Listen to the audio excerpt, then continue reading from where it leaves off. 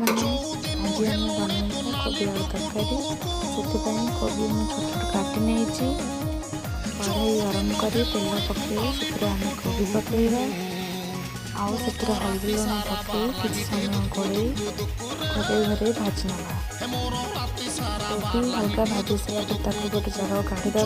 से कढ़ई अल्प तेल सोरिष फुटे से मसला आम कषा मसला हल्दी लुण लंका गुंड धनिया गुंड गोटे छोट टमाटो पकई आम भलसे कषा मसला कषाइला आलू पकईवा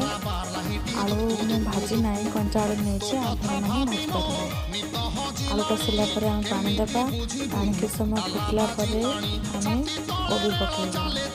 कोबी पकई आम किस समय छाड़देवा तो आलू कोबी सीझीज भल कि